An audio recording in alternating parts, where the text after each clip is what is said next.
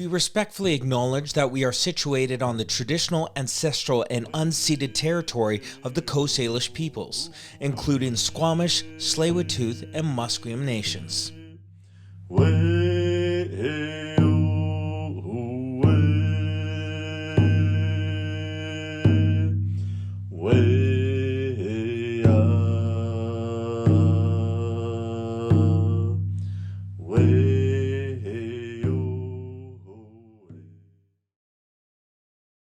All right. Get ready, on your toes. Oh, good save. All right.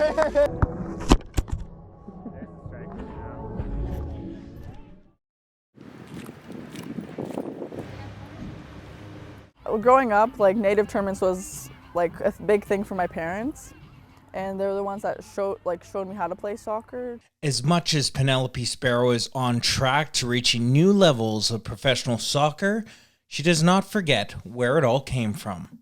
And they'd bring me around until I got to a point where I was 4 years old, and we put on a pair of cleats and started playing. And I'd be there right by their side, learning with them. And that's kind of where I started. And it just kept going on. I got put in a couple leagues growing up, and I just grew to love it. I was about 13, and that's when I knew I truly loved the sport. It was more than just kicking the ball, like you said.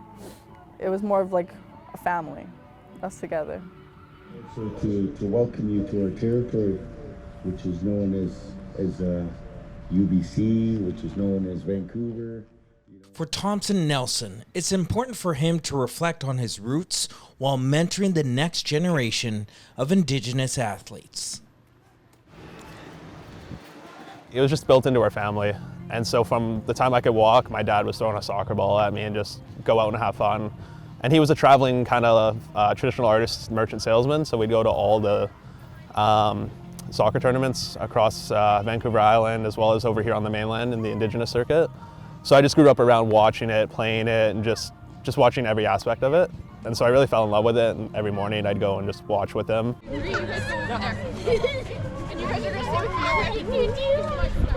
Both Thompson and Penelope are currently working with Hope and Health, coaching the younger generation at the UBC Thunderbird Stadium. Hope and Health is a sport for social impact organization that works specifically with Indigenous children and youth and their communities to develop life and leadership skills. It's about creating a program that's accessible within Indigenous communities. As a result of colonization, programs haven't been accessible, nor have they been created that are culturally safe for Indigenous children and youth. So we wanted to close that gap. We really have been working on creating the pathway from those young, talented athletes that aspire to go pro or play to an elite level as high as they can go. When we had the opportunity to consider to take ownership over the League One BC Varsity FC team, it just made total sense that that would allow us to create that piece, which is the semi-professional, high-performance level, so then we can work with our communities as young as 3, 5 as little champions, all the way through their journey to Nautsa'mawt FC. Varsity FC was run by UBC Athletics, but Hope and Health purchased the rights and has rebranded as Nautsa'mawt FC.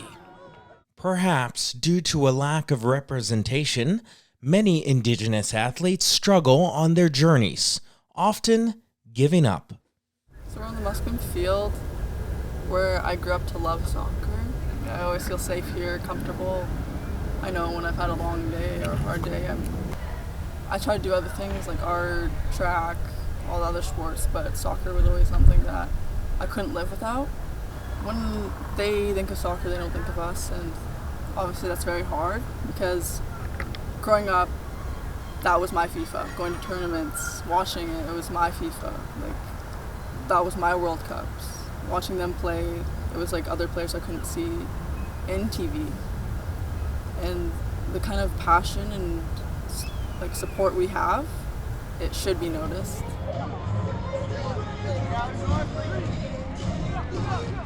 You don't see any native players, obviously.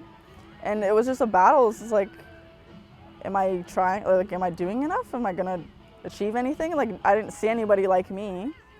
So it was obviously really tough. It's just like, am I there for nothing? Am I doing this all for nothing? Like, there's nobody, I had nobody to like look up to. One significant kind of moment for me was in high school. I was about 14, and I wasn't, like I said, I was a late bloomer. I was a bit out of shape, I guess, plumper than some of the other boys. And we had these fitness tests to introduce us into the high performance leagues, like for example, like Nautsa'mawt and like UVic, Union Upton University. And I failed this fitness test. I guess not failed, but I just didn't do well. So that was really significant for me because I was bullied for that, and it felt pretty bad. So then I did that for a year, and then I came back the next year and nobody recognized me. I slimmed out, I got better. People thought I was an exchange student until I said my name. And then I came back and did that same fitness test, and I was in the top 2. I got like level 12 or something. But I think one of the lowest points, it's not a low point, but something you just kind of live with, was, like I said, my dad passed away when I was 7.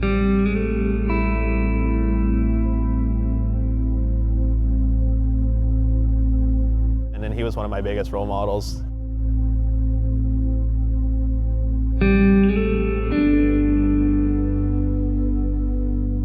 And I'm thankful for my uncle taking over and like raising me as one of his own too. But like not having that male figure to really be like, good job, son, or like, you know, like,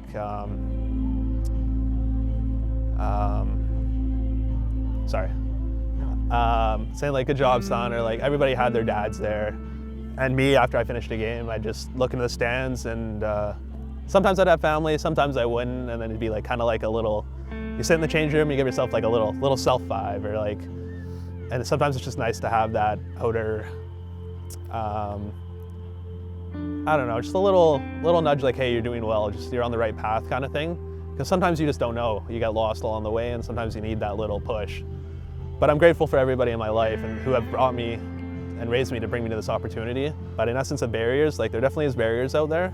And it can be a struggle, but you just gotta be proud. Like, don't fall into negativity. Like if somebody has something bad to say about you, just brush it off and just keep moving forward in a positive way. Because as an Indigenous youth, like we're representing our community, not just ourselves. Like it takes a village to raise a child. Like for me as an example, I had uncles, aunties, coaches, a plethora of people that like help support me.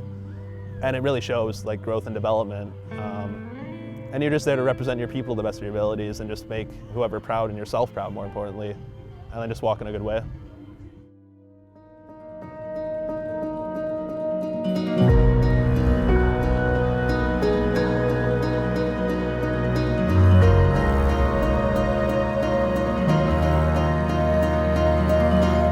I was sitting in bed, not doing nothing, and then I got the call from Jesse.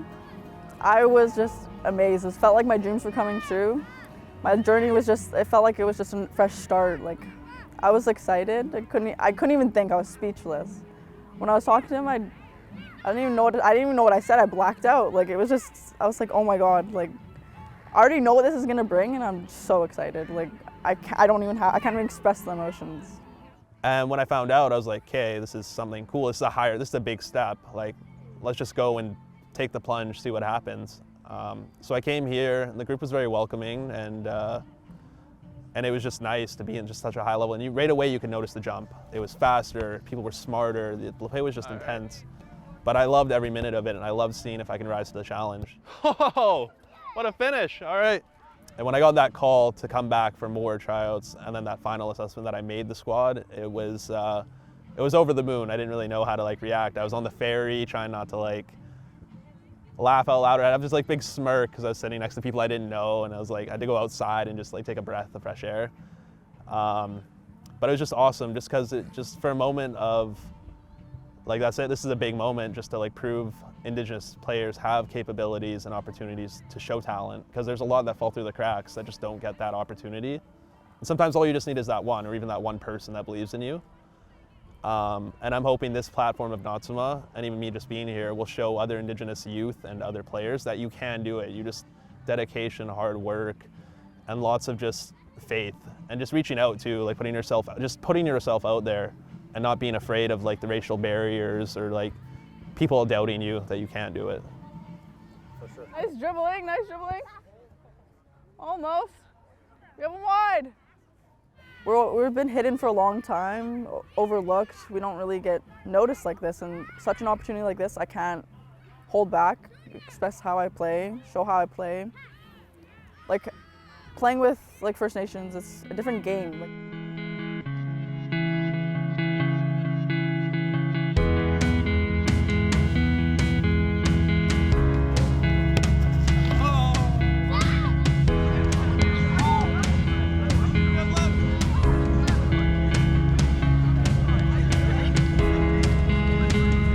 To date, Nautsa'mawt FC has signed 11 Indigenous players across the men's and women's teams, including 5 Indigenous assistant coaches.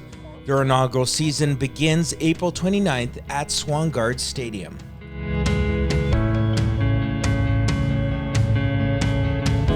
One, two, three!